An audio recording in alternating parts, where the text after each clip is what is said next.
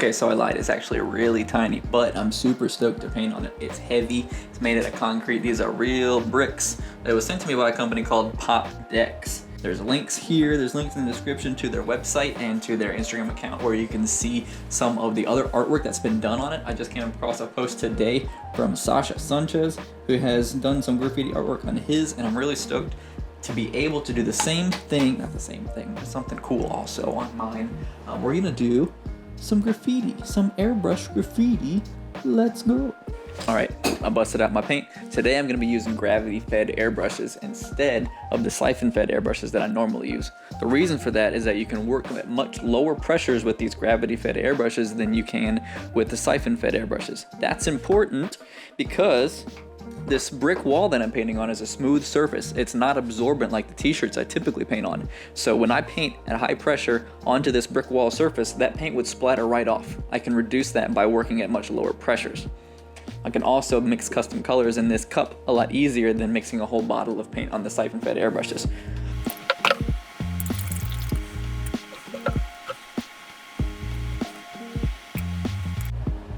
We're gonna need all these.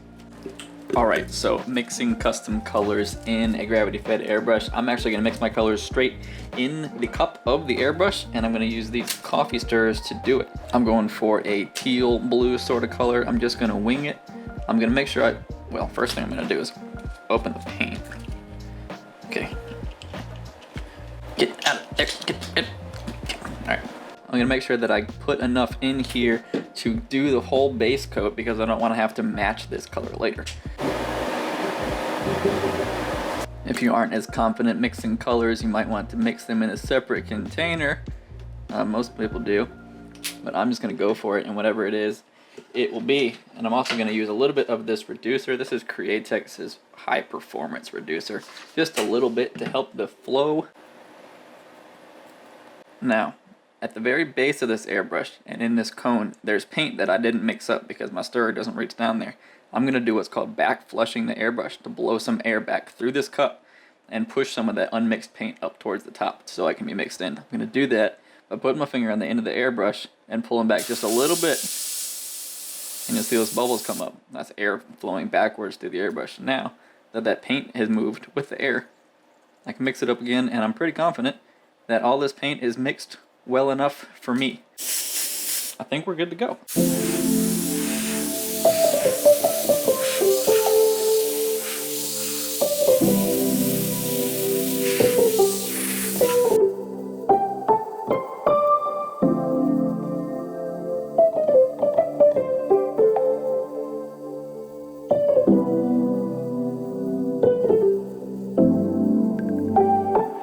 I still got plenty of paint in this airbrush.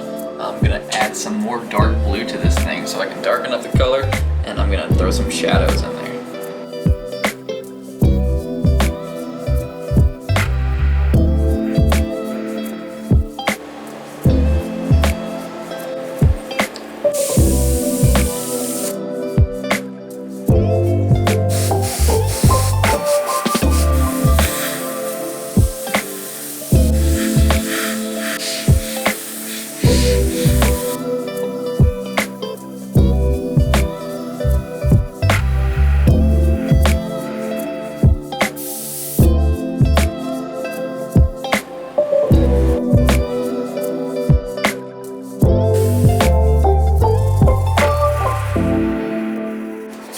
Dale, why do you keep on putting that white thing on the end of your airbrush? Well, when you paint with the airbrush, you get what's called tip dry. It's airbrush paint drying on the tip of your needle, which prevents you from getting nice, sharp, clean lines, and you need to clean it off often. This is one of many methods to clean off tip dry. You can just use your finger. This is a cigarette filter. You can buy about 200 million of them for like 9 cents, and you just poke the end of your needle and it cleans it off really easily without stabbing yourself in the finger, which is a bonus. It gives you a nice and clean line.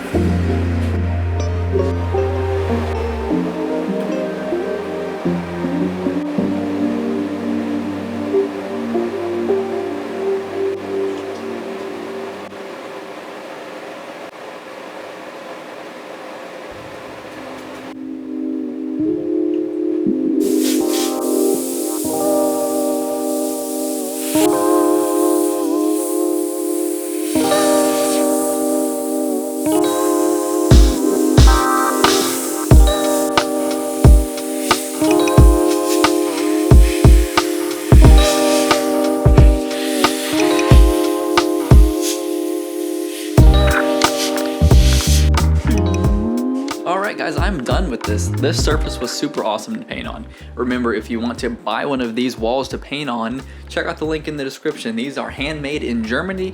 They're super heavy and hefty, and I'm really stoked to find a spot to hang this up in my office. I like the way this thing came out. I'm not used to painting such small details like this. Usually I paint much bigger artwork, so the little tiny airbrush details was a bit of a challenge, but I really enjoyed painting it.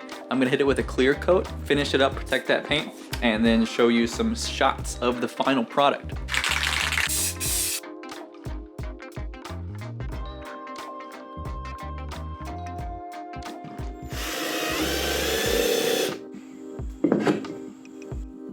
Thanks for watching. Subscribe for more.